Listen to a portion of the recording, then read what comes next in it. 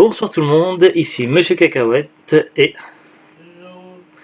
aujourd'hui nous sommes lundi 21 janvier 2019, il est 22h40 et dans ce nouvel épisode de Parlons DVD, on va vous parler du film Final Fantasy, Les créatures de l'esprit, un film qui a été réalisé entièrement en image synthèse et qui était sorti en 2001 et qui était un précurseur dans ce domaine, c'était vraiment une prouesse pour l'époque.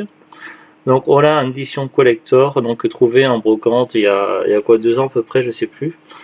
Je sais plus combien elle a payé, mais en général en brocante c'était plutôt 1 € le prix. Alors c'est un DVD que j'avais déjà autrefois. Il faut savoir, donc il y a très longtemps quand je vivais dans les Landes, donc j'avais eu la PlayStation 2 et à cette époque-là les lecteurs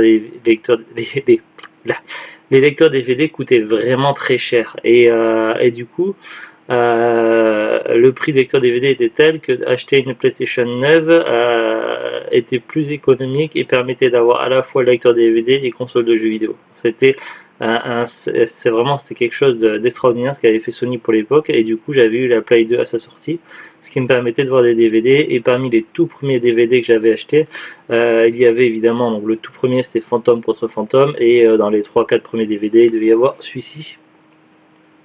Alors le temps a passé, j'ai pas mal déménagé, puis finalement c'est un DVD que je n'avais plus.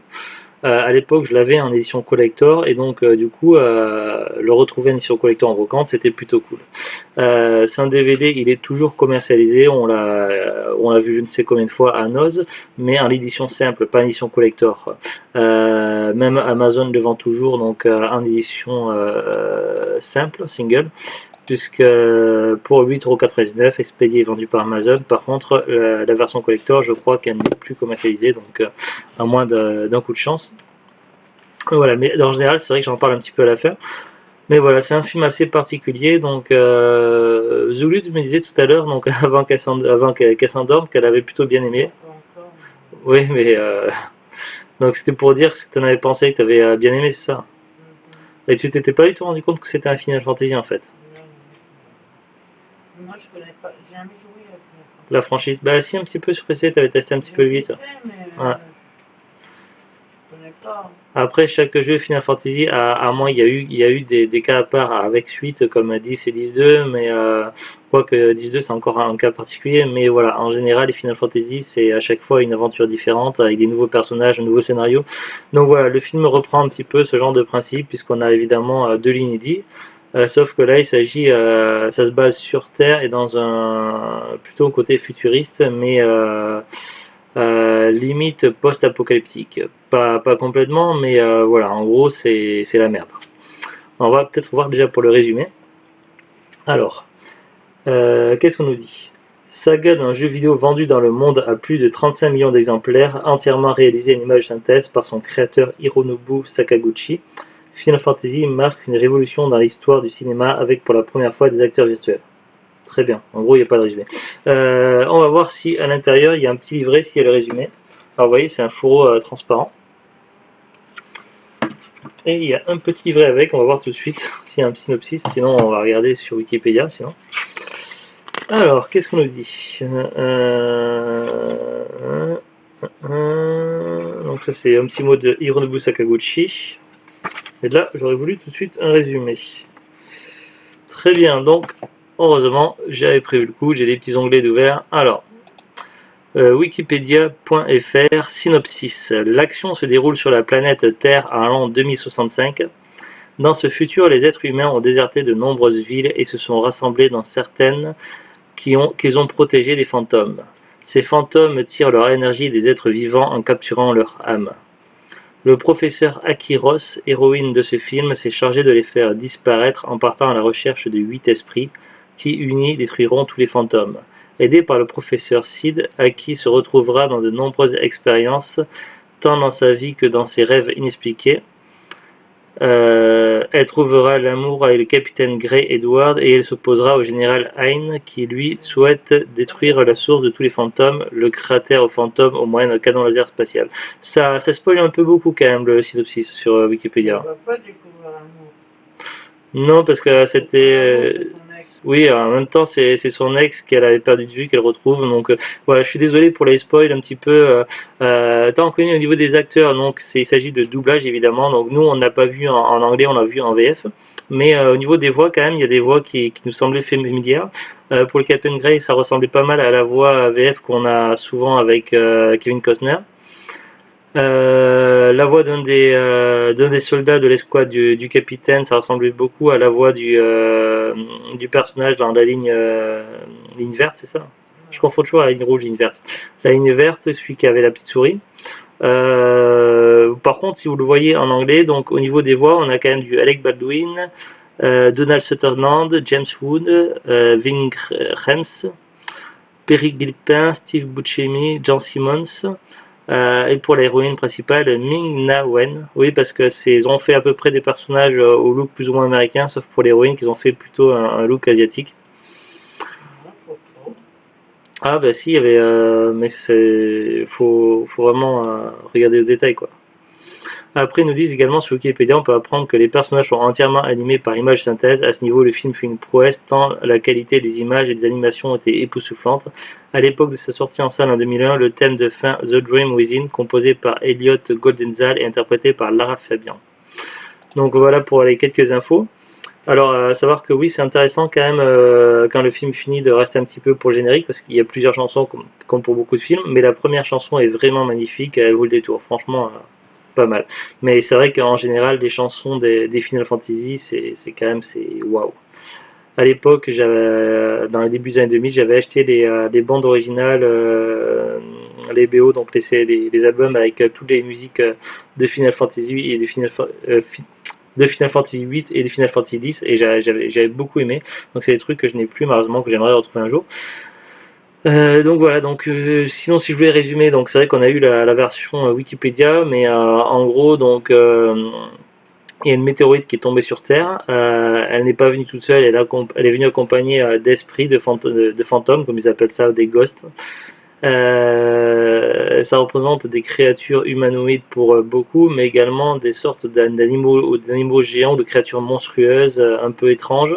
Et c'est toujours de couleur orange et tout contact est fatal. Si le fantôme vous touche, il vous enlève votre esprit en fait. Il vous enlève votre esprit et il se l'accapare. Donc en gros, il vaut mieux pas se faire toucher. Ce qui a donc une grosse partie de la planète est complètement dévastée. D'ailleurs, ils appellent ça les Wastelands. Wasteland, on pourrait traduire ça par terre désolée. Donc c'est un mot que l'on voit employé des fois dans les Fallout. Donc, mais il y a quand même des cités qui ont survécu. Un scientifique qui a fait une découverte qui a permis de contenir, de limiter en fait la propagation des fantômes et donc la technologie qu'il a mis au point a permis d'équiper des villes, de cités de boucliers, de protection et cette technologie équipe également les armes, que ce soit les fusils ou les canons, tout ça qui permet de causer des dégâts aux fantômes, de les repousser de manière plus ou moins définitive. Le problème, c'est que à chaque fois qu'ils sont éliminés, il y en a d'autres qui arrivent à nouveau, qui sortent de la météorite et on n'en finit pas. Et au fur et à mesure que de nouveaux fantômes arrivent, ils sont de plus en plus résistants, de plus en plus dangereux, de plus en plus balèzes et donc c'est un problème qui n'a pas de solution. On a une jeune scientifique qui travaille de concert avec le scientifique le plus âgé, celui qui avait fait toutes ces découvertes précédemment. Et donc il travaille sur une théorie, sur des recherches qui sont sur le point d'aboutir. Le but est d'arriver à récupérer 8 esprits, donc c'est des esprits particuliers qui ont des caractéristiques assez spéciales. S'ils arrivent à réunir ces 8 esprits, ils pourraient renverser donc le phénomène et donc inverser et ça créerait une onde qui annihilerait carrément qui changerait ou annihilerait les esprits des fantômes extraterrestres. Le truc, c'est qu'ils sont en opposition avec un général qui, lui, il ne voit que par la force et la destruction, et pour lui, la seule solution est d'en venir une bonne fois pour toutes avec la météorite et d'utiliser un nouveau canon expérimental qui s'appelle le canon Zeus, et pour lui, l'objectif est de vraiment tout détruire. Alors évidemment, chaque camp a ses propres arguments, et donc ils vont être en concurrence, le temps sera compté. Pendant tout ça, donc pendant sa recherche d'esprit, donc la scientifique Aki, à un moment donné, elle va être secourue par une escouade de militaires, et cette escouade, elle est dirigée par le Captain Gray, qui est un de ses ex qu'elle avait perdu de vue, et donc il va finir par prêter main forte et l'aider dans sa quête. Donc voilà, en gros, un petit peu l'histoire le synopsis le résumé de ce film-là, Final Fantasy, les créatures d'esprit.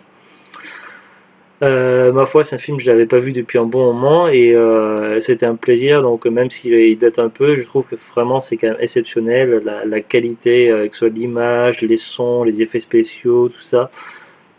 Pour l'époque, le film vraiment il a pas vieilli, et pour l'époque c'est déjà une prouesse. Et puis voilà, c'était également des précurseurs.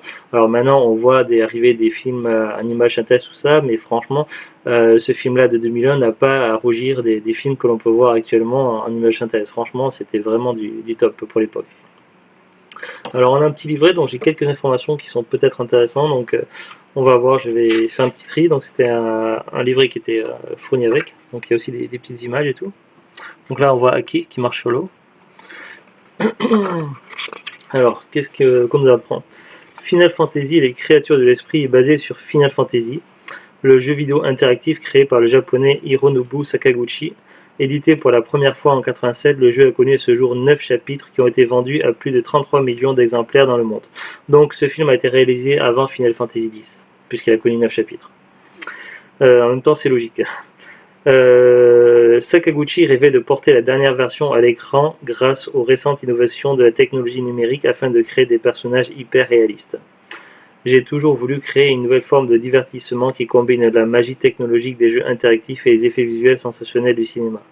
Confie Hironobu Sakaguchi, qui a réalisé le film Final Fantasy, les créatures de l'esprit, nous rapproche de ce rêve. Pour développer le scénario de Final Fantasy, Hironobu Sakaguchi et les scénaristes américains Al Reiner et Jeff Vintar ont travaillé ensemble afin de donner une sensibilité plus internationale à l'approche japonaise qu'avait Sakaguchi de la narration. Donc ils ont apporté leur touche pour rendre le sujet un peu plus porteur en fait. Les deux philosophies ne devaient faire qu'une, explique Al Reiner. Sakaguchi nous communiquait ses idées à l'aide d'un tableau de dessin, c'est quelqu'un de très visuel. Je n'avais encore jamais travaillé de cette façon, l'approche de l'écriture était complètement différente. Pour les dialogues originaux de Final Fantasy, les créatures de l'esprit, les cinéastes ont fait appel à certains des meilleurs acteurs qu'ils ont enregistrés en studio à Los Angeles.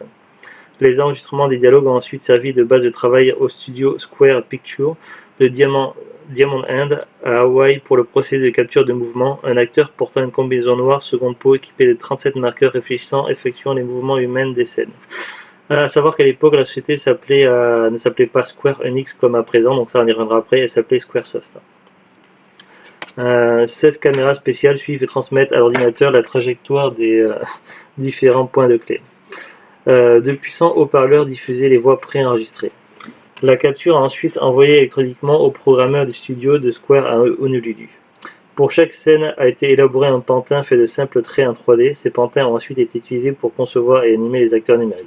Aucun modèle de référence n'a été employé pour le film, aucun acteur humain n'a été numérisé pour créer les personnages, ils ont tous été entièrement créés par ordinateur. Après 4 ans de recherche, de développement et de production, Final Fantasy, les créatures de l'esprit est sorti sur les écrans américains le 11 juillet 2001. Je crois que c'est tout, et c'est déjà pas mal, et puis là on a quelques petites images. Donc voilà, on en apprend un petit peu plus sur la gestation du... Alors comment je remets ça dans le bon ordre, comme ça, voilà. Du film. Alors je vais ranger tout ça. À savoir que oui, donc à l'époque ça s'appelait Squaresoft, et le titre de Final Fantasy, donc selon la légende, après il y a plusieurs versions. En fait, il avait été nommé parce que la société avait eu quelques soucis à l'époque et avait essayé de créer un nouveau jeu de rôle, donc ils ont appelé Final Fantasy pour dire que c'était vraiment leur dernière chance. Et finalement, ça avait rencontré un certain succès. Ça, c'est d'après la légende, mais apparemment, j'avais lu, je sais plus où, il y a quelques mois, où il y a, je sais plus, des articles où finalement, ça serait des interviews, ça ne serait pas forcément cette réalité-là. Donc après, j'ai pas tous les détails en tête, donc je vais éviter de dire des bêtises. Mais après, qu'est-ce qui s'est passé en fait? Donc on va y revenir donc tout de suite. Donc là, j'ai ouvert donc du coup Wikipédia, que j'avais gardé ouvert.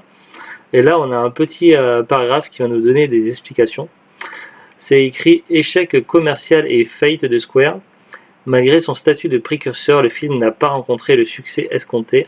Face à un budget qui n'a cessé de gonfler pendant la production en raison d'innombrables contraintes techniques, jusqu'à atteindre 137 millions de dollars, il ne rapporte au total qu'un peu plus de 85 millions de dollars. C'est l'un des plus grands flops de l'histoire du cinéma. L'échec commercial du premier long métrage de la société Square, une entreprise japonaise leader dans le secteur de jeux vidéo de rôle, la place au bord de la faillite. Elle est contrainte de fusionner en 2003 avec sa principale concurrente sur le marché japonais Enix. Qu'est-ce qui est Enix? C'est tout simplement donc la société qui a créé les jeux Dragon Quest. Et oui, on y revient Dragon Quest. C'est vrai que j'en ai parlé il n'y a pas longtemps dans les commentaires d'une de mes vidéos parce que j'avais lors des soldes acheté c'était à Super U, oui c'est à Super U. Dragon Quest Heroes 2 et du coup il nous en manque plus qu'un Dragon Quest le 11 sur PS4. On a Heroes 1, Heroes 2, c'est Heroes ou Warrior qu'ils appellent ça, je les ai à côté de moi. Oui, Heroes c'est ça. Dragon Quest Heroes 1 donc c'est précurseur de la Monde et Dragon Quest Heroes 2 donc édition explorateur. On a Builder, donc il manque plus que le 11. En ce moment, mon fils, le week-end dernier, il a passé un peu de temps sur Dragon Quest Builder, et il a bien aimé. À savoir que les dessins des Dragon Quest sont faits depuis toujours par Akira Toriyama, donc quelqu'un de très célèbre, qui est connu notamment pour sa création de Dragon Ball Z, et Dragon Ball évidemment, et également pas mal d'autres choses qui sont vraiment super.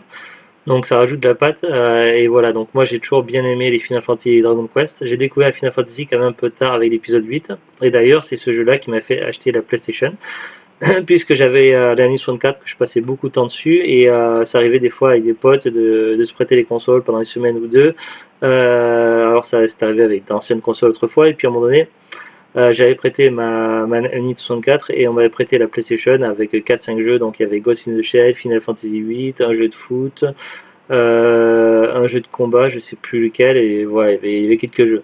Et finalement, j'avais été époustouflé, j'avais été sidéré par Final Fantasy 8, il était tellement génial que je voulais absolument une PlayStation, et c'était ce jeu-là qui m'avait fait acheter la PlayStation. Et du coup, donc j'ai raté le 9, donc je suis passé complètement à côté, je l'ai jamais eu entre les mains, j'ai jamais pu jouer, et pourtant il m'intrigue pas mal. Sur la PlayStation 2, donc j'avais acheté Final Fantasy X, j'avais adoré. Après, je suis passé un petit peu à côté des Final Fantasy, j'en avais testé un, je sais plus sur lequel, sur Xbox 360, où j'avais un petit peu déçu du changement, du fait que les combats étaient dynamiques, c'était plus au tour partout. Bref, c'est quand même une série qui m'intéresse pas mal. J'aimerais un jour avoir tous les Final Fantasy et jouer à tous les Final Fantasy.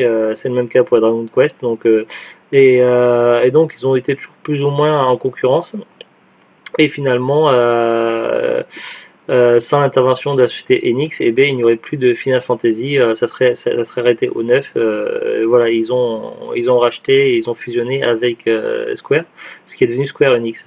Et on peut voir également Square Enix affiché sur certains autres jeux, notamment des Tomb Raider. Donc, je dois avoir ici. Hop. Vous voyez, on voit Crystal Dynamics et Square Enix. Parce qu'à la base, c'était pas cette société-là, c'était pas Square Enix, c'était, je sais plus, il y a eu plusieurs sociétés qui ont été en charge des Tomb Raider. Puis ça a changé plusieurs fois en cours de route et finalement c'est Square Enix qui a repris et le reboot, la nouvelle trilogie qui a commencé sur 360 et PS3, PC et qui s'est terminé là vers génération PC, PS4 et Xbox One, ça a été fait évidemment par Square Enix en partie. Donc voilà, c'est une société quand même qui est assez forte, mais qui n'est pas à l'abri de gros problèmes, puisque la société Squaresoft était quand même avec un gros capital financier, avait rencontré de gros succès, notamment avec Final Fantasy VII, le 8 avait pas mal marché, je me souviens plus trop du 9, mais voilà, c'était quand même une société forte, solide. Mais voilà, il a suffi d'une erreur, d'un plantage. Malgré que le film soit bon, il était peut-être trop tôt. Peut-être que les gens n'étaient pas prêts pour ce film, tout simplement, n'étaient pas prêts pour des films avec des images synthèses et pas avec des acteurs réels. voilà, c'était peut-être pas encore le moment, donc maintenant ça gêne plus personne de voir un film en image synthèse. Maintenant voilà, c'est fait partie des mœurs, c'est courant, mais voilà, peut-être que voilà, ils ont voulu faire trop vite, comme la Dreamcast qui a voulu faire trop vite avec le jeu en réseau, tout ça, et qui s'est planté. Donc voilà, mais ils ont été sauvés par NX. Voilà, donc j'ai cette belle édition collector que j'ai pu retrouver en brocante, donc je suis quand même content. Donc le film, franchement, j'ai plutôt bien aimé. Après, donc je le connaissais déjà, donc j'ai évité de spoiler à Zuglut, donc Zuglut aussi a bien aimé. Après, au niveau des bonus, c'est quand même pas mal complet, il y a 2 disques. Donc disque 1, c'est marqué film annonce, commentaire audio des co-réalisateurs et de l'équipe technique, commentaire audio des responsables de l'animation, du montage et de la direction artistique. BOF isolé avec commentaire optionnel du compositeur, version de travail avec Factoid, sous-titré 1h20, disque de making of 30 minutes, fiche d'identité numérique, véhicule virtuel, shuffler, atelier de montage, exploration du film annonce, le projet Grey, storyboard d'animation, exploration artistique, délire animé, élaboration des graphismes, début alternatif, le rêve d'Aki, supplément DVD-ROM, donc il y a des bonus qu'il n'y a que sur l'ordinateur uniquement, scénario complet, visite virtuelle des studios Square Pictures, économiseur d'écran.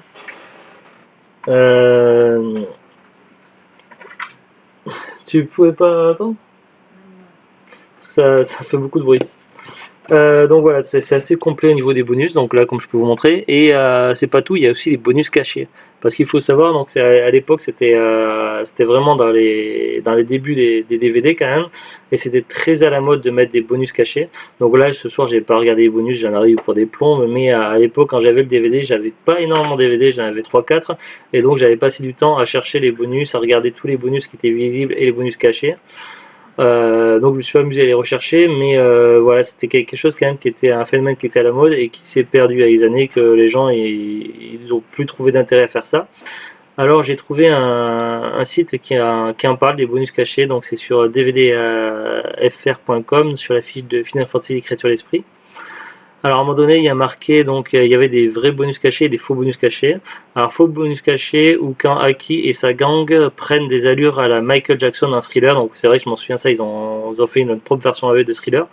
Tout est dit, quoi qu'en dise Columbia, il ne s'agit pas d'un bonus caché, car il suffit de cliquer sur son icône bien visible tout au fond de la page 2 des bonus. Donc oui, c'est un bonus, il suffit de cliquer sur l'icône et ça se lance. Après, ce qu'ils considèrent eux comme des vrais bonus cachés, donc tous sur le disque 2. Il y a un splash screen du documentaire gauche en haut et Enter. L'idéogramme bleu donne accès à un court essai, moins d'1 minute, de modélisation du visage d'Aki.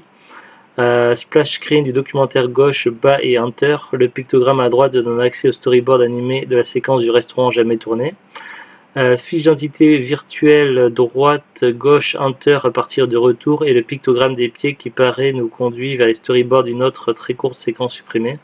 Ensuite, bonus caché numéro 4, fiche des véhicules virtuels droite et en Enter. Toujours à partir du retour, le pictogramme étoilé nous ouvre les portes d'un clip promo de 2 minutes et en 16/9 sur les différents véhicules et hardware du film. Bonus caché numéro 5, direction à la page des contenus DVD-ROM, on monte, on tourne à droite, on donne Enter et le pictogramme de l'explosion donne accès à une bande promo sur la conceptualisation de l'attaque finale à l'entité aliénée. Donc voilà, il y a des bonus cachés. À l'époque, c'était même fait aussi sur le premier Scary Movie. Alors après, je sais pas, comme c'est un DVD qui a été réédité plusieurs fois, je sais pas s'il y a toujours ce bonus caché. Mais à l'époque, donc, je m'en souviens. Donc, et là, donc, on peut voir. Donc, je me souvenais plus exactement le manip, mais je m'en souviens de ce bonus caché puisque j'avais fait pour le regarder. Et donc là, il y a un article sur allociné.fr. Ils nous disent donc. Ceux qui ont aimé la comédie Scary Movie et qui possèdent un lecteur DVD n'hésiteront pas à se ruer sur des DVD films qui vient tout juste sortir dans le commerce. En plus d'un mutré alléchant, celui-ci comporte quelques bonus assez savoureux. L'un d'eux vaut particulièrement le déplacement ou plutôt le visionnage. Pour parvenir à cet étonnant bonus caché, il faut tout d'abord participer aux jeux interactifs accessibles par le menu. Si l'on parvient à ressortir gagnant de ces jeux, des codes sont délivrés. Donc là, après, il faut les noter. On peut alors les composer sur une cabine téléphonique virtuelle. Et l'un de ces fameux codes va vous permettre d'assister à un spectacle particulièrement hot, puisque vous pourrez découvrir le striptease de Clara Morgan, une star de cinéma X. Le code pour accéder à ce bonus très hot serait le... Bon là je vais pas le dire, voilà. Le DVD de Scary Movie possède donc un bonus caché qui n'a pourtant pas peur de se dévoiler. Donc voilà, après c'est vrai que c'était pas les seuls. Bon, là c'était pour citer un exemple, pour dire qu'il n'y avait pas que là-dedans, mais c'est vrai que il y a eu une mode à un moment donné, et beaucoup des plus anciens DVD avaient des bonus cachés. Il fallait vraiment fouiller, regarder sur les éléments de décor, essayer de bouger le curseur, tout ça pour voir s'il n'y avait pas quelque chose. Donc c'est quelque chose que je m'amusais toujours à faire et je trouvais souvent des bonus cachés. Mais je pense que maintenant, si vous êtes collectionneur de DVD depuis un moment comme moi, je pense que ce 90% de DVD, il n'y aura pas de bonus. Voilà, faut vraiment chercher une aiguille dans une botte de foin, quoi. De foin. Donc voilà, je pense qu'on a fait un petit peu le tour. Donc c'est un épisode un petit peu long, mais voilà, c'était un film qui me tenait à cœur et j'en gardais de bons souvenirs et ça me faisait plaisir de revoir. Zouglou t'as bien aimé également, donc voilà, c'était plutôt cool. Il y a eu depuis d'autres DVD de films d'animation court métrage qui tournent plus ou moins des univers autour des univers de Final Fantasy. Il y a eu une suite en film d'animation à Final Fantasy VII qui s'appelait Final Fantasy VII Advent Children. On l'a en DVD, on l'a pas encore vu avec Zglut. Bon, le problème c'est que je n'ai jamais joué au jeu Final Fantasy VII, donc voilà, c'est ce qui fait que en visionnant le film, il me manquera quelque chose, quoi. Donc je serai pas en état de tout appréhender la totalité de la philosophie du film, quoi. Il y a eu également King's Live Final Fantasy quelque chose. Il s'agit d'une préquelle au dernier Final Fantasy qui est sorti sur les consoles récentes, je crois, si je ne me trompe pas. Donc là, pareil, il faut faire plus ou moins ça avec le jeu, donc sinon ça a un intérêt limité. Il y a eu à l'époque, lors de la sortie de Final Fantasy VII Advent Children, des rumeurs comme quoi il y aurait un film d'animation sur Final Fantasy VIII, mais ça ne s'est jamais fait. C'est dommage parce que c'était un jeu que j'adorais, donc j'aurais bien aimé qu'il fasse un film autour de ça, ça aurait été plutôt cool. Voilà, c'est tout pour ce Parlons DVD et c'est déjà vraiment beaucoup, donc on se retrouve prochainement pour de nouvelles aventures. Donc on vous dit à très bientôt et au revoir. Au revoir.